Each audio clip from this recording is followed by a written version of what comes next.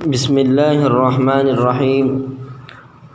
قربانی کے مسائل، سبق نمبر 13۔ چرم قربانی اور گوشت کے مصارف۔ قربانی کا گوشت کہاں صرف کریں؟ افضل یہ ہے کہ قربانی کے گوشت کے 3 حصے کیے جائیں۔ نمبر 1، ایک حصہ فقراء میں تقسیم کر دیں۔ نمبر 2، دوسرا حصہ اپنے رشتہ داروں اور دوست و احباب کو پیش کریں۔ نمبر 3، اور تیسرا حصہ خود اپنے استعمال میں لائے، اور اپنی قربانی میں سے خود کھانا بھی مستحب ہے، اور ضرورت ہو تو سارا گوشت اپنے استعمال میں بھی لا سکتے ہیں اور سارا صدقہ بھی کر سکتے ہیں۔ قربانی کا گوشت دعوت ولیمہ میں کھلانا۔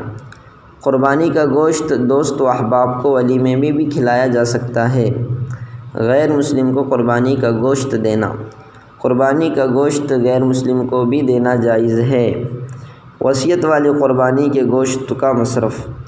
اگر میت نے قربانی کی وصیت کر رکھی ہو تو اس قربانی کا گوشت فقراء میں صدقہ کرنا لازم ہے، غیر مستحق لوگوں کے لیے اس کا استعمال جائز نہیں۔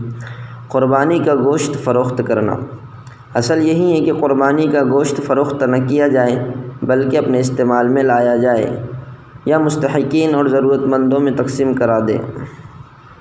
لیکن اگر گوشت اتنا زیادہ ہو کہ اس کے ضائع ہونے کا خطرہ ہو تو ایسی صورت میں ضائع کرنے کے بجائے بہتر یہی ہوگا کہ اسے فروخت کر کے اس کی قیمت غرباء و مستحقین میں تقسیم کر دی جائے۔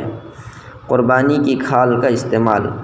بہتر یہی ہے کہ قربانی کی کھال صدقے میں دے دی جائے، تاہم اس کو اپنے ذاتی استعمال میں لانا بھی جائز ہے، جبکہ اسے بعینہ دباغت وغیرہ دے کر استعمال کر لیا جائے یا اس کے بدلے میں کوئی باقی رہنے والی چیز لے لی جائے۔